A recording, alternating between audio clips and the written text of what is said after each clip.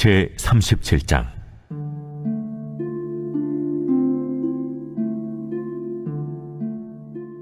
여호와께서 권능으로 내게 임재하시고 그의 영으로 나를 데리고 가서 골짜기 가운데 두셨는데 거기 뼈가 가득하더라. 나를 그 뼈 사방으로 지나가게 하시기로 본즉 그 골짜기 지면에 뼈가 심히 많고 아주 말랐더라. 그가 내게 이르시되, 인자야, 이 뼈들이 능히 살 수 있겠느냐? 주 여호와여, 주께서 아시나이다. 너는 이 모든 뼈에게 대언하여 이르기를, 너희 마른 뼈들아, 여호와의 말씀을 들을지어다. 주 여호와께서 이 뼈들에게 이같이 말씀하시기를, 내가 생기를 너희에게 들어가게 하리니 너희가 살아나리라.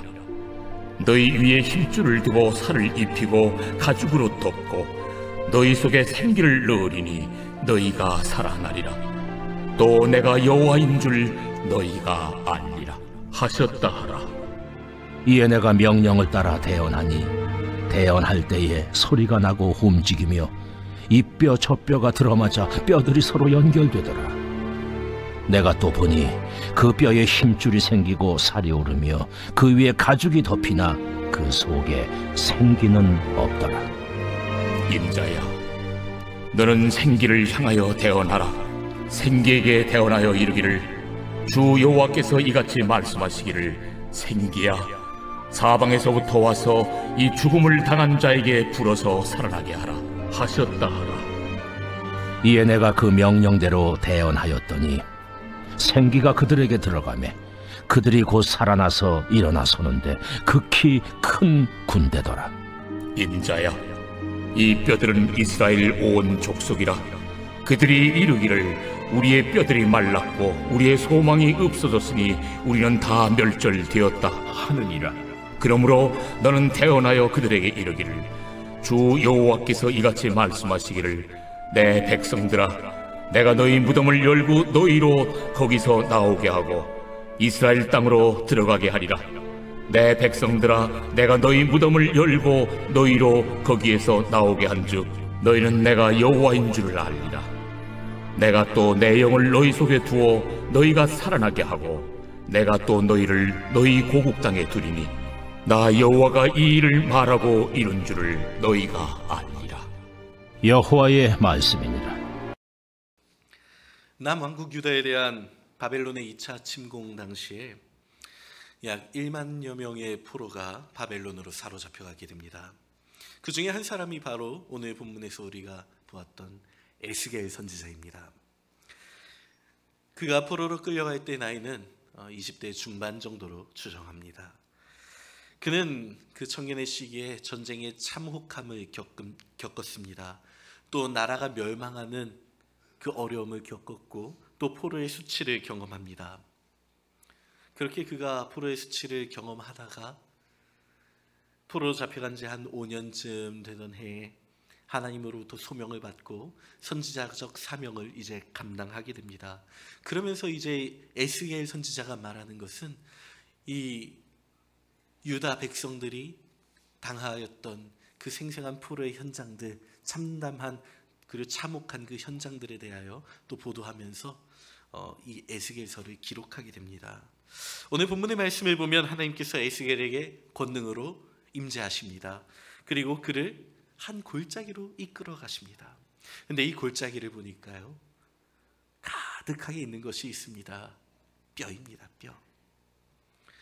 그 골짜기 사방 가득하게 뼈가 있는데 그 뼈가 심히 그리고 많았고 심이 많았고 아주 말랐다라고 에스겔이 말합니다. 이 뼈들 가운데서 하나님께서 에스겔에게 물으십니다. 인자야, 이 뼈가 다시 살 수 있겠느냐? 아마 제가 여기 다른 분들이 저한테 뼈를 하나 가져오면서 이 뼈가 살 수 있을까요, 목사님? 하면은 야, 이건 좀 어렵겠는데요? 라고 대답할 것 같아요. 그런데 지금 누가 질문하셨어요? 하나님께서 에스겔에게 질문하셨습니다. 에스겔은 하나님에 대한 신뢰가 있죠. 그래서 주 여호와여, 주께서 아십니다. 이렇게 대답합니다. 이 뜻이 뭐예요? 하나님께서 죽이고자 하신다면 죽을 것이고 하나님께서 살리고자 하신다면 살 것입니다. 에스겔이 이와 같이 대답을 합니다. 그러니 하나님께서는 이제 이 에스겔에게 그래, 그러면 이제 내가 말하는 대로 너가 이 뼈들에게 대어내라. 대신 말해라. 그리고서 이제 에스겔이 하나님께서 주시는 말씀에 대언하게 됩니다. 하나님께서는 에스겔에게 자, 뼈들에게 명해서 힘줄이 돋게 하고 살이 차게 하고 또 그 위에 가죽이 덮일 것을 명해라. 에스겔이 또 하나님의 말씀을 그대로 행합니다. 그 말씀을 전하고 나니 어떻게 됩니까? 그 뼈에 힘줄이 돋았고 살이 오르며 또 가죽이 덮입니다. 그때 하나님께서 또 대언하라 하십니다. 사방으로부터 와서 이 죽음을 당한 자에게 불어서 생기야 사방으로부터 와서 이 죽음을 당한 자에게 불어서 살아나게 하라. 이 말을 대언하게 하셨거든요. 에스겔이 또 이제 대언을 합니다. 생기를 사방에서 불어오게 하고 또 들어가게 합니다. 그가 대언할 때 어떤 역사가 일어납니까? 그 죽었던 자들이 일어납니다. 살아납니다. 하나님께서 이 환상을 통해 무엇을 말하고자 하셨는가?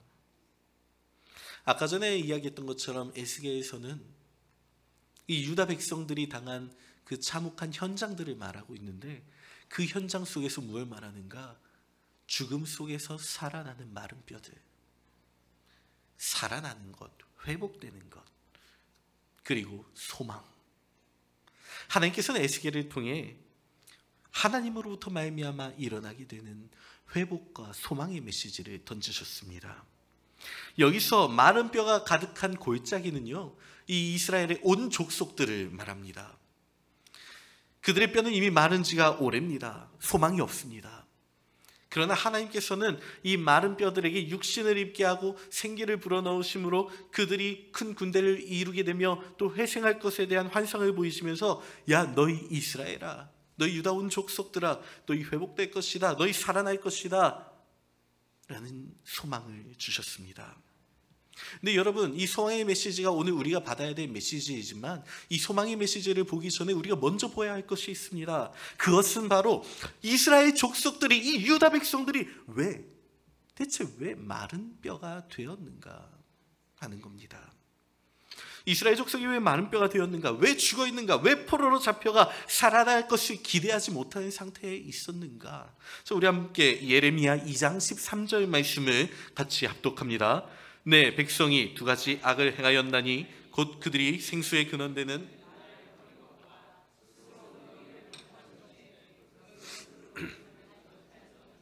웅덩이들이니라. 아멘. 자, 하나님께서는 이 백성들이 멸망할 수밖에 없었던 이유를 두 가지로 설명하셨습니다. 첫 번째는 생수의 근원 대신 하나님을 버린 것이고, 두 번째는 스스로 터진 웅덩이가 뭐예요? 잘 채워지지 않는 웅덩이라는 것이요, 즉 허탄한 우상들을 말합니다. 허탄한 우상을 섬겼던 것들. 이것은 오늘날 우리에게 마른 뼈가 되는 인생이 무엇인가를 가르쳐줍니다. 과거 이스라엘 백성들이 마른 뼈가 되었던 것 동일하게 우리에게 적용될 겁니다. 멸망하는 백성, 마른 뼈가 되는 인생이 되는 것, 그것은요, 첫째로 하나님을 버리는 인생이 되는 겁니다. 하나님을 버린다는 것은 굉장히 많은 의미를 담고 있습니다. 그 첫 번째로는요, 하나님의 말씀을 저버리는 겁니다. 이스라엘은 하나님의 말씀, 곧 모세를 통해 주신 율법과 규례를 저버렸습니다. 이에 하나님께서는 많은 선지자들을 보내서 대언하게 하셨습니다. 그들에게 뭐라고 외치게 하셨는가 하면 회개할 것, 돌아올 것을 그렇게 여러 차례 말씀하셨어요. 그런데요, 이 이스라엘 유다 백성들이 그 말씀을 들었습니까? 듣지 않습니다. 귀 기울이지도 않습니다. 그들은 하나님의 말씀과 경고를 무시했습니다. 두 번째로 하나님을 버린다는 것은 하나님을 경홀히 대하는 겁니다. 하나님을 경홀히 여긴다는 것, 이것이 의미하는 것은 하나님에 대한 공경심이 없음이고 하나님에 대한 사랑이 없음입니다. 이 공경심이 없다, 사랑이 없다는 건 예배를 드리냐 마냐에 관계되는 그런 내용들이 아닙니다. 여러분, 예배를 드리고 하나님께 예물을 드리더라도 우리는 하나님을 경홀히 여기는 자가 될 수가 있습니다. 말라기서에 나타나 있지요. 너희가 눈먼 희생 제물을 바치는 것이 어찌 악하지 아니하며 저는 것 병든 것 드리는 것이 어찌 악하지 아니하냐. 말라기 시대에 있었던 이 이스라엘 백성들이 어떻게 행했는가? 하나님께 예배는 드렸습니다. 예물은 드렸어요. 그런데 어떻게 드렸습니까? 훔친 것을 가져와서 드리고 저는 것을 드리고 온전하지 못한 걸로 드립니다. 하나님께는 뭘 드려야 한다고 율법에 나타나 있지요? 온전한 흠없는 어린 양입니다. 그런데 이들은 코웃음 치고 비웃으며 우리가 이걸 준비하는 게 얼마나 번거로운고, 그러면서 저는 것과 훔친 것을 하나님께 드립니다. 하나님께 예배하며 하나님께 제사는 드렸죠. 제물은 드렸지만 거기에는 하나님에 대한 공경이 없었고 하나님에 대한 사랑이 없었습니다. 바로 이런 이스라엘의 모습이 예배를 드리면서도 하나님의 경홀히 여기는 태도입니다. 오늘도 우리들도 마찬가지입니다. 하나님께 예배 드릴 수 있습니다. 하나님께 예물 12조나 감성금 많은 헌금 드릴 수 있습니다. 그런데요, 그런 도중에 우리에게 하나님에 대한 공경과 사랑이 없으면 그건 하나님을 버린 인생입니다. 또 세 번째로 하나님을 버린다는 것은 생수의 근원을 다른 곳에서 찾는 것들입니다. 하나님이 아닌 다른 것에서 인생의 안식을 찾아가고 하나님이 아닌 것에서 도움이 있다고 여기고 하나님이 아닌 다른 것으로 내가 구원받으려고 하는 모든 일들, 그런 삶의 태도들이 바로 여기에 속합니다. 또 네 번째는요, 내가 더 이상 하나님을 믿지 않겠다 하며 기독교 신앙을 버리는 일입니다. 물론 하나님을 버리는 것에 우상을 섬기는 일도 포함이 될 수 있지만 그것은 하나님께서 이 두 가지에서 따로 다루셨기 때문에 이후에 그 문제를 차후 다루도록 하려 합니다. 자, 어쨌든 하나님을 버리는 인생이란 것은 참 많은 이런 인생의 의미들을 담습니다. 그런데 이 모든 것들은요, 결국 한 단어로 표현됩니다. 그건 뭐냐면 불신입니다. 불신.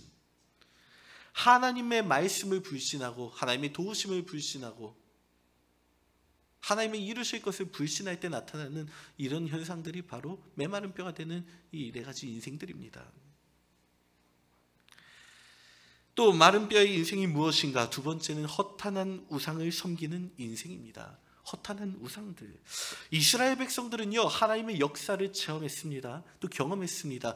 또 증거할 수 있는 이들입니다. 그들이 역사로 대대로 내려왔던 구전들이 증거하고 있었고요.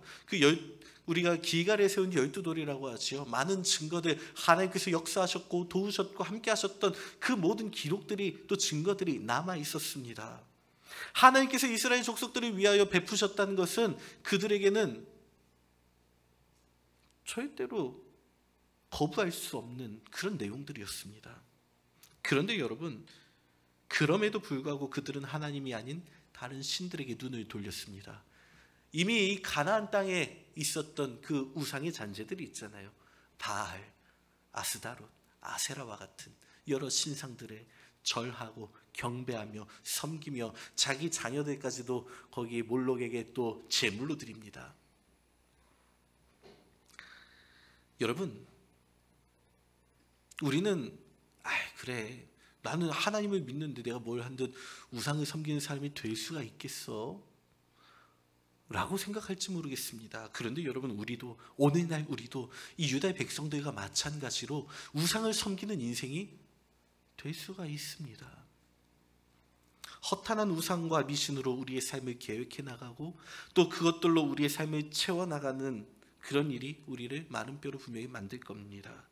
근데 여러분, 우리가 마주하고 있는 이 우상의 문화들, 우리는 우리와 굉장히 멀다고만 생각할 겁니다. 나는 우상의 문화가 가깝지 않습니다. 나는 그것으로부터 멀리 떨어져 있습니다. 우리는 그렇게 고백할 것 같습니다. 그런데 여러분, 결코 그렇지 않습니다. 우상의 문화들은요, 이미 우리와 밀접한 관계를 맺고 있고 우리의 삶에 깊숙이 침투해 있습니다.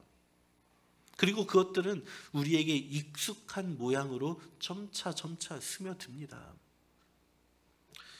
대표적인 것으로 한 가지 예를 들어보자면, 여러분들이 아마 아실 것 같아요. TV 프로그램 중에 이수근 씨 그리고 서장훈 씨가 공동으로 MC 맡아 진행하고 있는 무엇이든 물어보살이라는 프로그램이 있습니다. 많이 아시죠? 그 내용 자체는 이게 문제가 될 건 없어요. 내용 자체는 어때요? 내용은 이 고민이 있는 사람들이 이 두 MC를 찾아와가지고 자신의 고민들을 털어놓고 이런 어려움을 어떻게 해결해야 할까 조언을 듣고 또 이 교훈을 얻습니다. 그건 문제가 되진 않아요. 그런데 그 포맷이 뭐예요? 선녀보살, 동자 같은 이 분장을 하고 나와가지고 이게 점 보는 것처럼 그런 포맷을 하고 있잖아요.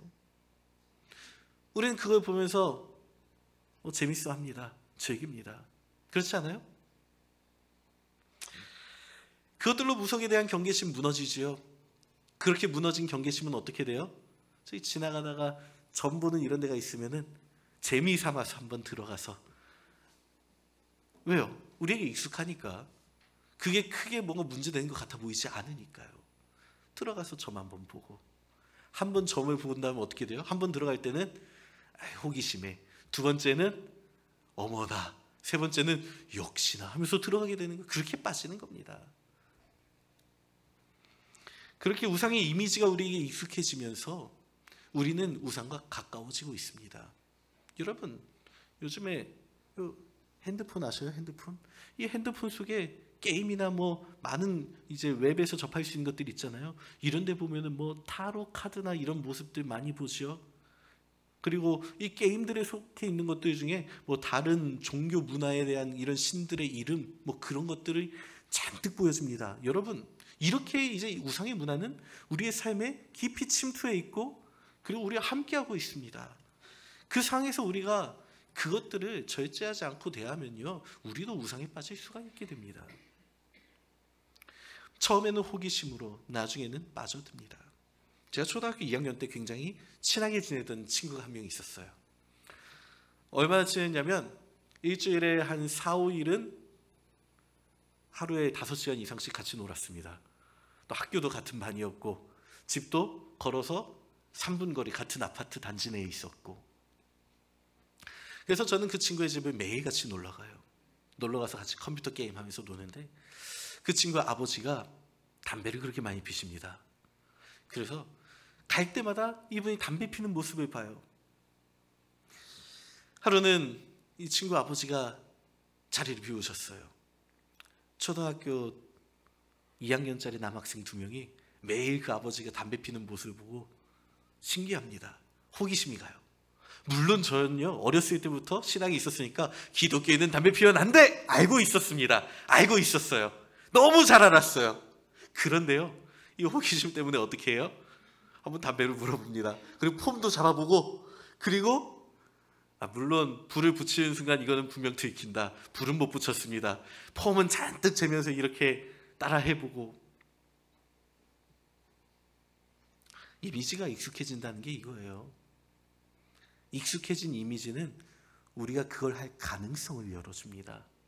여전히 우리는 그래서 우상에 대한 가능성, 우상을 따라갈 수 있는 가능성이 열려서 살아가고 있습니다. 여러분, 솔로몬이 왜 우상에 빠졌습니까? 솔로몬은 처음에는 타국 다른 나라 정세와 그 관계를 위해서 통혼 정책을 했었지요. 자신이 그 나라 이방 여인들과 결혼하면서 그 관계를 돈독히 맺었습니다. 그런데 그 솔로몬이 결혼한 여인들이 자기 나라의 우상들을 또 가지고 오고 싶어 했어요. 어떻게 합니까? 솔로몬이 허용합니다. 데려오게 합니다. 솔로몬이 그 데려오게 하면서 그 우상을 가져오고 제사를 드리게 하면서 나도 저걸 섬겨야지 하면서 들여오게 했을까요? 그러진 않았을 거예요. 그런데요, 이제 솔로몬이 나이가 들어가면서 노쇠하여질 때 이 여인들이 자기가 섬기던 신을 이 솔로몬에게 계속해서 권유를 합니다. 이미 익숙해져 있는 이 우상은 솔로몬에게 들어가게 됩니다.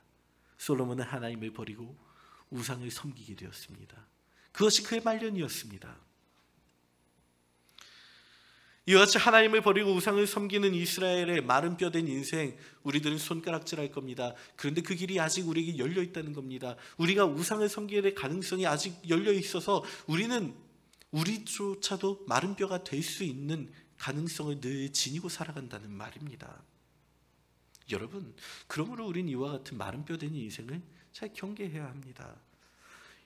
이와 같이 마른 뼈가 되는 인생이라는 건 뭐냐면요, 하나님의 숨이 떠나간 인생이 되며 하나님의 물기가 떠난다는 거예요. 말라붙은 거잖아요.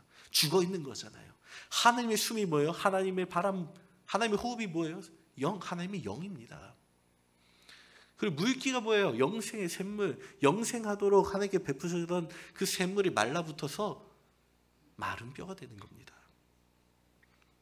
하나님을 떠나는 인생, 우상을 섬기는 인생, 마른 뼈가 되는 인생은 과거 이스라엘 백성들에게만 있었던 것이 아니라 오늘날 우리에게도 충분히 일어날 수 있는 일이므로 우리는 그와 같은 마른 뼈가 되는 인생을 경계해야 합니다. 그런데 여러분, 우리가 왜 마른 뼈가 되는 걸 경계해야 하는가? 거기에는 마른 뼈에는 두 가지 특징이 있기 때문입니다. 그 첫 번째 특징을 보면요, 이 메마른 뼈라는 건 생명이 없습니다. 하나님께서 생명의 시작을 어떻게 하셨습니까? 우리 성경에 나타나 있죠. 생명의 시작. 자, 우리 창세기 2장 7절 말씀 함께 합독해 옵니다. 여호와 하나님이 땅의 흙으로 생명이 되니라. 아멘. 흙으로 사람을 지으셨을 때 살아났습니까? 아니었지요.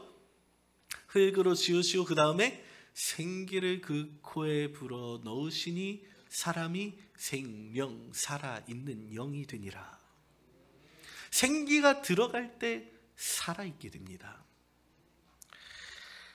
그런데 여러분, 오늘 본문에서 이 마른 뼈들을 보십시오.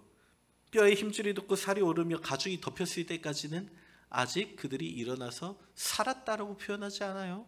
하나님의 영이, 또 하나님의 호흡이, 하나님의 숨이 들어갔을 때 일어나서 살아났다라고 표현했습니다. 그들이 메마른 뼈였을 때, 그때는 생기가 들어가기 이전입니다. 이 뼈라는 것은 흙이죠. 흙은 있었지만 생기를 잃었을 때 메마른 뼈가 되었습니다. 여러분, 우리가 육신을 가지고 있다고, 이 몸뚱아리를 가지고 있다고 우리가 살았다고 표현을 할 수 있습니까?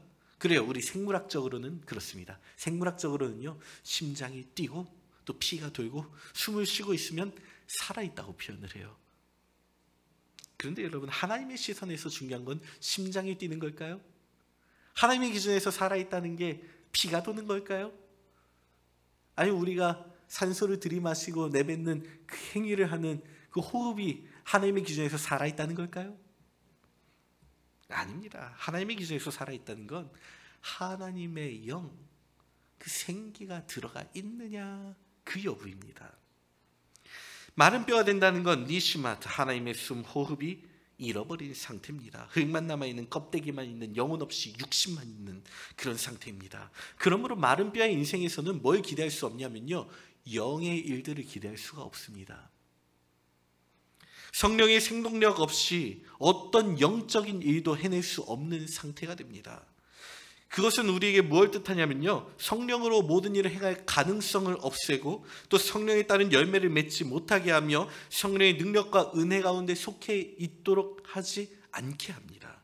그것은 우리를 영원한 죽음의 상태로 만들어 놓습니다. 또 이 메마른 뼈에는 두 번째 특징이 있습니다. 그건 바로 소망이 없다는 겁니다. 오늘 본문 12절에서 이렇게 말합니다. 우리의 뼈들이 말랐고 우리의 소망이 없어졌으니 우리는 다 멸절되었다. 우리의 소망이 없어졌으니, 이 소망이 무엇을 말하는가? 첫 번째는 살아날 소망입니다. 살아날 소망. 이 백성들은 우리가 다 끝났다라고 말합니다. 우리가 다 죽었다라고 말합니다. 왜요? 이미 이 이스라엘이라는 나라, 이 유다라는 나라가 소생할 수 있는 모든 힘과 그 동력을 잃었다고 여겼기 때문에, 이스라엘 백성들이 살았던, 그 유다에 살았던 예루살렘 성읍 폐허가 됐습니다. 그들의 정신적인 지주가 되어졌던 예루살렘 성전 황폐화되었습니다. 그러니 이들은 죽었다. 나는 이제 소망이 없다. 난 멸절됐다. 이렇게 말하는 겁니다. 또 오늘의 본문에서 보여지는 소망의 두 번째 의미는 돌아갈 곳에 대한 소망이거든요. 오늘 본문 12절을 보면 하나님께서 이 마른 뼈들이 있던 곳을 무엇라 표현하시는가 하면 무덤이라고 표현합니다. 무덤. 무덤에 있는 사람이 뭐예요? 시체입니다. 시체. 이 죽은 자가 돌아갈 곳을 소망할 수 있습니까? 돌아갈 집. 시체가 다 죽은 사람이 나 집에 가야지 라는 소망을 품을 수 있습니까? 품을 수가 없습니다. 바벨론에게 유다가 멸망하고 이 백성들이 포로로 끌려갔을 때 그들은 이제 돌아갈 곳에 대한 소망까지도 모두 잃어버렸습니다. 생명력만은 잃어버린 것이 아니라 내가 돌아갈 수 있겠구나라는 모든 그들의 삶이 무너졌습니다. 예루살렘 성 무너졌고 성전 폐허가 되었고 전쟁에 나간 남성들이 전부 죽었고 또 백성들 중에 엘리트 계층이라 할 수 있는 사람들은 다 포로로 잡혀갔습니다. 애초에 바벨론이 자신들을 풀어줄 거라고 기대조차도 하지 못하는 상태입니다. 그래서 디아스포라 유대인들이 생겨난 것 아닙니까? 만약에 이 유다 예루살렘 성이 회복될 것이라는 굳은 믿음이 있었으면 그 유대인들이 흩어졌겠습니까? 아니요, 다시 모였겠지요. 그들이 흩어졌던 이유는요, 소망이 없었기 때문입니다. 이 사실이 오늘 우리에게 무엇을 의미합니까? 돌아갈 본향이 없다는 걸 의미합니다. 돌아갈 하나님의 나라를 더 이상 소망할 수 없는 상태가 된다는 걸 뜻합니다. 하늘 소망과 영원히 살 소망 없이 죽을 날만 기다리고 산다는 걸 뜻합니다. 우리가 이스라엘과 마찬가지로 이 유다 족속들과 마찬가지로 하나님을 떠나고 우상과 미신을 따라갈 때 우리는 이와 같은 마른 뼈들의 특징을 우리 몸에 지니게 될 겁니다. 생명이 없음, 소망이 없음, 영원한 생명을 얻을 길을 잃어버리고 돌아갈 하나님의 나라에 대한 소망을 더 이상 꿈꿀 수 없는 상태가 될 겁니다. 성도 여러분, 그런데 우리가 메마른 뼈의 상태에서 머물러 있어야겠습니까? 우리는 우리의 메마른 뼈를 살아나게 해야 합니다. 이 생명 없음, 소망 없음에 나를 가만 내버려둬서는 안 됩니다. 우리는 생기가 채워진 생명력 있는 인생으로 변화되어야 합니다.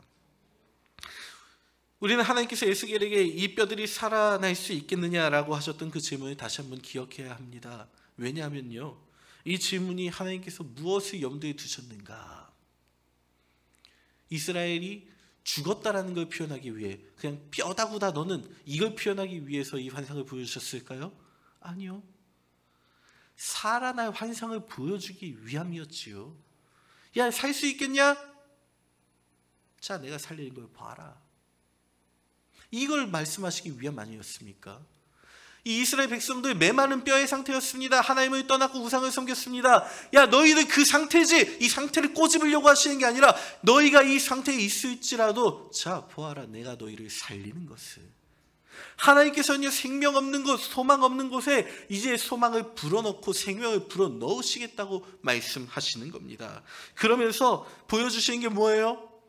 살이 돋아나게 하셨고 가죽 덮이게 하셨고 생기로 채워주시면서 그 큰 무리가 이루어지고 살아났을 때 말씀하셨습니다. 너희로 거기에서 나오게 하고 이스라엘 땅으로 들어가게 하리라. 들어가게 하리라라는 환상으로 이어졌습니다. 이 환상은요, 이제 곧 현실이 되었습니다. 페르시아에게 바벨론이 멸망하면서 페르시아의 왕 고레스가 칙령을 내서 이 포로들을 귀환하게 합니다. 그리고 귀환한 이들은 예루살렘 성벽을 건축하고 성전을 세웁니다. 이게 뭘 뜻해요? 다시 이스라엘 백성에게는 생명력이 돌기 시작했다는 말입니다. 생명이 없었던 곳에 다시 생명이 들어갔습니다. 그렇게 생명이 돌아가고 나서 어떻게 됩니까? 그들이 재건한 현장에 이제 다른 여전히 바벨론에 남아있던 이들이 돌아갈 곳을 이제 소망하게 되는 겁니다. 돌아갈 이스라엘, 나를 살게 했던 그 유다 땅, 그곳으로 돌아갈 소망이 이제 그들에게 꿈꿔질 수가 있게 되는 겁니다. 그렇게 하나님께서 마른 뼈를 살리셨던 이 환상은요, 유다 백성들이 실제로 살아나는 현장이 되었습니다. 오늘 이 일은 우리에게도 유효합니다. 우리가 아무리 메말라 있는 뼈의 인생일지라도 하나님께서 회복을 명하시고 하나님께서 살아날 것을, 생명이 있을 것을 명하시며 소망을 두시겠다고 명하시면 우리는 생명을 얻고 소망을 얻게 됩니다. 돌아갈 것을 소망하는 삶을 회복할 수가 있게 됩니다. 그런데 여러분, 마른 뼈가 살아나는 이 일들은요, 거저되는 것이 아닙니다. 우리가 분명히 알아야 할 것은요, 거저 주어지는 것이 아니라 우리를 살리시면서 하나님께서 요구하시는 것들을 이루어야만 함을 기억해야 합니다. 사실 이게 가장 중요하겠지요. 메마른 뼈의 인생을 극복하는 방법, 마른 뼈가 살아나는 일은 무엇인가? 우리는 그것을 이 에스겔 36장을 통해 알 수가 있습니다. 에스겔 36장 25절에 따르면 더러운 것과 우상으로부터의 정결함을 하나님께서 우리에게 원하십니다. 우리를 유혹하는 모든 더러운 죄와 우상으로부터의 정결함, 허탄한 것을 의지하게 하는 것으로부터 정결해져야만 우리는 마른 뼈의 인생을 극복할 수가 있게 됩니다. 그런데 여러분, 우리가 모든 더러운 죄와 우상으로부터 정결함을 얻고자 하는 것이요, 내 힘으로 내가 노력한다고 이루어지는 것이 될까요? 내 힘으로 되는 것은 아닙니다. 무엇으로 말미암아야 하는가? 자, 우리 에스겔 36장 25절 말씀을 함께 합독해 봅니다. 맑은 물을 너희에게 뿌려서 너희로 정결하게 하되 곧 너희 모든 더러운 것에서와 너 모든 우상 숭배에서 너희를 정결하게 할 것이며. 아멘. 정결하게 하시는 분이 누구시라고요? 하나님이시라. 맑은 물을 뿌려서 정결하게 하겠다 선포하신 분이 누구라고요? 하나님이요. 내가 스스로 정결하게 했다 해서 정결해지는 것이 아니라 하나님께서 정결하게 하셔야만 정결해지는 겁니다. 우리는요, 회개하고 뉘우치고 하나님께 용서를 구하는 거고요, 그걸 용서해 주시고 생명 주시는 분은 하나님이신 거예요. 그러므로 우리가 되살아나고자 한다면요, 모든 죄와 더러움으로부터, 우상을 따르던 지난 날들로부터 돌이키고 회개하여서 하나님 앞에 자복하며 통회하며 참회함으로 나아가요. 용서하여 주시옵소서. 하나님, 나의 죄를 씻어 주시옵소서. 구할 때 우리는 메마른 뼈의 인생을 극복할 수가 있게 됩니다. 그러므로 우리가, 내가 지금 마른 뼈의 상태라고 여기신다면 여러분, 하나님 앞에 나의 더러운 죄와 내가 허탄한 것을 따랐던 지난 날들을 고백하십시오. 그리고 용서받으십시오. 그래야 우리의 비극은 기쁨으로 변화될 겁니다. 또 하나님께서 우리를 되살리시기 위하여 요구하는 것이 있습니다. 그것은 바로 굳은 마음을 제거하고 부드러운 마음을 갖는 일입니다. 에스겔 36장 26절 말씀을 우리 다 함께 합독합니다. 또 새 영을 너희 속에 두고 부드러운 마음을 줄 것이며. 아멘. 여기서 굳은 마음, 우리가 제거해야 할 굳은 마음이 무엇인가? 이 굳은 마음이라는 건 하나님의 인도하심에 순응하지 않는 것, 하나님께서 명하시는 것에 순종하지 않는 마음, 뻣뻣한 마음들. 너 나를 위해서 이런 일을 해라 라고 명하실 때 나의 마음이 동하지 않고, 너 그 길에서 나와, 그 길은 너가 걸어가야 할 올바른 길이 아니다 할 때 여전히 내 마음대로 길을 걸어가는 것, 그런 나의 삶의 태도들이 바로 굳은 마음의 상태입니다. 하나님께서는 이 굳은 마음을 제거하고 부드러운 마음을 가질 때 우리가 회복될 것이라 말씀하시는 겁니다. 이 부드러운 마음이 뭐예요? 순종, 하나님의 인도하심과 하나님의 뜻에 순응하는 우리의 마음이 바로 이 부드러운 마음입니다. 하나님께서 이 마음을 우리에게 주고자 하실 때에는요, 우리는 이걸 받을 자세가 되어 있어야 돼요. 아무리 하나님께서 베풀어 주시고자 한들 우리가 응하지 않으면 어떻게 돼요? 누리지 못하는 겁니다. 여러분, 하나님께서 여러분에게 자, 내가 너에게 로또 당첨되게 해줄게 라고 하셨다고 해서 우리가 순응하고 로또를 안 사면 어떻게 돼요? 당첨이 되지 않는 거예요. 하나님께서 부드러운 마음을 주시겠다고 하셨으면요, 그걸 받을 준비가 되어 있어야 돼요. 굳은 마음, 그래 내가 이제 이걸 놓아야겠다, 버려야겠다, 제거해야겠다 마음 먹고 그걸 없앤 다음에 부드러운 마음을 받아야 되는 거예요. 그렇게 해야, 부드러운 마음을 받고 하나님의 명령에 따르고 인도하심에 따라가는 인생이 되어야 우리는 마른 뼈의 인생을 극복하고 새 생명을 얻는 인생을 살 수가 있게 됩니다. 사랑하는 성도 여러분, 지금 여러분의 굳은 마음이 있습니까? 여러분의 마음에 목이 뻣뻣한 하나님에 대한 태도가 있습니까? 그렇게 마른 뼈가 된 우리의 마음들이 있지 않습니까? 오늘 이 시간 회개하시기 바랍니다. 순종하지 못했음을, 하나님의 뜻을 따라가지 못했음을, 인도하심에 내가 응답하지 못했음을 우리가 고백하고 회개하고 용서받기를 바랍니다. 그렇게 하나님께서 주신 부드러운 마음으로 새 생명과 소망을 얻는 저와 여러분 되시기를 주님의 이름으로 축복합니다. 또 하나님께서 마른 뼈를 살리기 위하여 요청하시는 세 번째는요, 하나님의 율례와 규례를 지키는 일입니다. 자, 에스겔 36장 27절 우리 함께 합독합니다. 또 내 영을 너희 속에 두어 너희로 내 율례를 행하게 하리니 너희가 내 규례를 지켜 행할지라. 아멘. 하나님의 가이드라인을 따라 살 것을 요청하십니다. 이전에는 계속해서 이들이 그 길을 벗어나 살아갔거든요. 하나님의 율법과 규례에 따르지 않고 다른 길로만 엇나갔었거든요. 자, 이제 그 길을 바로잡기를 원하시는 겁니다. 하나님께서는 사실 이 이스라엘 백성들에게 오래전부터 율례와 규례를 주시고 따르게 하셨습니다. 그러면서 너희들 잘 따라 살아라. 그럴 때 내가 이러이러한 복을 너희에게 허락해 주겠다. 여러 차례 말씀하셨거든요. 자, 그 복이 무엇인가? 우리 함께 신명기 7장 12절로 13절 말씀을 합독합니다. 너희가 이 모든 법도를 듣고 지켜 행하면 내 하나님 여호와께서 내 조상들에게 맹세하신 언약을 지켜 내게 인애를 베푸실 것이라.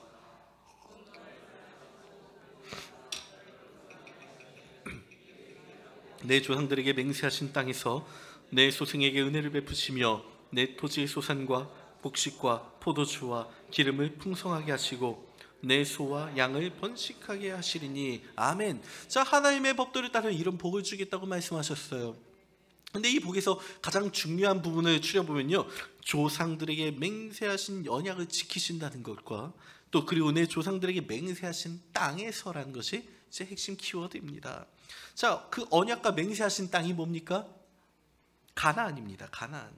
이 가나안은 지리학적으로는 팔레스타인의 한 지역이라고 말하지만 우리의 신앙에서 이 가나안을 무엇라고 말합니까? 하나님의 나라, 천국. 그렇죠? 우리가 하나님의 법도를 잘 지켜 행하고 그 주신 규례와 율례를 잘 지켜 행하면 하나님께서 우리에게 약속하신 그 언약의 땅, 하나님의 나라, 천국을 우리에게 주시겠다, 허락하시겠다는 겁니다. 이처럼 많은 뼈들이 생명의 소망을 얻는 길은요, 하나님의 법도로 복귀하는 데 있습니다. 하나님의 말씀을 따르지 않았던 데서 말씀에 순종하는 것으로, 하나님의 말씀을 삶에서 살아내지 못했던 날에서 내 삶이 하나님의 말씀을 드러내는 삶으로 나아가는 것, 그 길에 바로 우리가 새 생명을 얻는 길이 있습니다. 또 마지막으로 마른 뼈가 살아나는 네 번째 방법은 무엇인가? 이 모든 걸 성령의 뜻 가운데 진행할 것입니다. 우리가 보았던 에스겔 36장 26절의 말씀을 보면 또 새 영을 너희 속에 두고 라고 말씀하셨고, 27절에서는 또 내 영을 너희 속에 두어 라고 하셨습니다. 성령으로, 또 성령의 감동으로, 또 성령의 이끄심으로 이 일이 행하여져야만 한다 라고 말씀하셨습니다. 왜 성령의 감동으로 우리가 이 일을 해야 하는가? 그 사실은 너무 분명합니다. 여러분, 우리가 앞서 보았던 것, 죄로부터 나를 깨끗하게 하는 일이요, 더러운 죄로부터, 우상으로부터 나를 벗어나게 하는 일이요, 여러분 성령의 역사 없어도 합니다. 우리 세상 사람들, 죄 없이 사는 사람들 있잖아요. 죄 짓지 않고 착하게 살아가는 사람들이 있잖아요. 하나님의 명령에 순종하는 것이요, 귀신도 할 줄 압니다. 여러분, 예수님께서 그 귀신에게 야, 너 나가라 말씀하시면 어떻게 돼요? 나갑니다. 왜 순종해요? 두렵거든요. 하나님이. 귀신도 순종을 할 줄 압니다. 여러분, 하나님의 율법과 규례를 따르는 일이요, 우리가 바리새인들보다 잘할까요? 율법 학자들보다 그 일에 집중하며 살 수 있을까요? 그들은 그 율법을 다 외우고 또 그 율법을 지켜 행해야만 한다고 강박적으로 살아가는 사람들입니다. 뭐 하나라도 놓치지 않기 위하여 살아가는 사람들입니다. 그런데 여러분, 이와 같은 모든 사람들은 메마른 뼈입니다. 모든 것들은 메마른 뼈입니다. 왜요? 거기에 성령의 역사가 없거든요. 성령이 함께 일하시지 않았으니까 아무리 죄로부터 벗어나서 착하게 산다고 해도 마른 뼈인 것이고, 하나님께 순종을 한다고 해도 하나님을 경외하며 순종하는 것이 아니므로 성령의 역사가 없는 순종이므로 허탄한 귀신의 삶이 되는 거고, 율법과 규례를 아무리 잘 지켜 행한다 한들 거기에 성령에 따른 나의 행동이 아니기 때문에, 성령이 내주하심의 은총 속에서 이루어지는 일이 아니기 때문에 그것은 외식하는 일이 되는 겁니다. 사랑하는 성도 여러분, 이처럼 우리가 마른 뼈가 되게 했던 지난날의 과오들이 있다면 그걸 해결하는 일은요, 앞서 말한 모든 것들을 성령 안에서 지켜 행하는 걸로 이루어져야 합니다. 성령의 역사와 내주의 은총 속에서 온전한 돌이킴과 회개가 있어야만 메마른 뼈의 인생은 바뀌는 겁니다. 성령의 역사 없이 이것들을 행하는 것, 그건 단순히 내 마음에 따른 발로이고요, 그건 언제 우리 마음에서 변덕이 일어나 바뀔지 모르는 인생이 되는 겁니다. 여러분 회개해보셨지요? 돌이켜보셨지요? 그런데 여러분이 회개한 것들 다시 범죄하는 경우들 혹시 있지 않습니까? 여전히 죄 속에서 헤매는 날들 보내고 계시지 않습니까? 왜 그렇습니까? 성령으로 내가 생기를 얻지 못했기 때문에. 회개하는 이들, 순종하는 이들, 규례와 율법을 따르는 이들, 이 모든 일들이 성령 안에서 행하여야 되지만 여전히 나는 내 힘으로 해결하려고 했기 때문에. 그러므로 성도 여러분, 오늘 여러분이 살아나는 모든 일들을 성령의 도움 가운데 이루시기를 바랍니다. 성령으로 행하시길 바랍니다. 그래야 우리가 더 이상 죄의 종노릇하지 아니하는 인생이 되어서 영원한 생명을 얻는, 메마른 뼈로부터 영원히 작별하는 인생이 될 수가 있는 겁니다. 그러므로 사랑하는 성도 여러분, 성령께서 가르쳐주시는 회개의 길로만 잘 따라갈 수 있기를 주님의 이름으로 축복합니다. 자, 이제 사랑하는 성도 여러분, 이제로부터 늘 에스겔에게 하나님께서 보여주신 이 마른 뼈의 환상을 기억하며 살기를 원합니다. 하나님께서는 지금도 여전히 메말라 있는 우리들을 살리기를 원하십니다. 소망 주시기를 원합니다. 오늘 여러분들에게 다가가시면서 야, 살아라 말씀하십니다. 그때 여러분, 죄로부터 멸망할 수 없었던 우리가, 무덤에 머물러 있었던 우리가 이제 소망할 수 있게 되었음을 기억하며 이 시간 우리가 함께 돌이키기를, 그리고 메마른 뼈 인생에서 살아나는 인생, 일어나는 인생이 되기를 간절히 구하며 살아가십시오. 메마른 뼈에 생기가 돌게 하십시오. 오늘 여러분 가운데 있는 하나님을 버린 죄, 우상을 가까이 한 모든 죄로부터 떠나십시오. 하나님께서 주신 회복의 기대로 행하십시오. 그래야 우리는 삽니다. 그래야 구원을 얻습니다. 그래야 소망하는 하나님의 나라를 유업으로 받을 수가 있습니다. 그러므로 오늘 이 자리에 모인 모든 우리 영천의 성도님들이 메마른 뼈에 생기가 돋아나기를 주님의 이름으로 축복합니다. 우리 함께 기도합시다. 사랑과 은혜가 풍성하신 하나님, 죽을 수밖에 없는 우리들, 이미 죽어있는 우리들을, 메마른 뼈밖에 남지 않는 우리를 살리시며 소망을 주시는 하나님을 우리가 바라봅니다. 여전히 우리가 꿈꿀 수 있음은 하나님의 사랑과 은혜입니다. 우리가 그 사랑과 은혜를 바라보면서 우리가 마땅히 살아나기 위하여 해야 할 바를 온전히 이루며 살아가 메마른 뼈에 생기가 채워지고 일어나 걷고 살아날 수 있는 날이 있게 하여 주시옵소서. 이 모든 말씀을 우리 주 예수 그리스도의 이름으로 감사하며 기도하옵나이다. 아멘.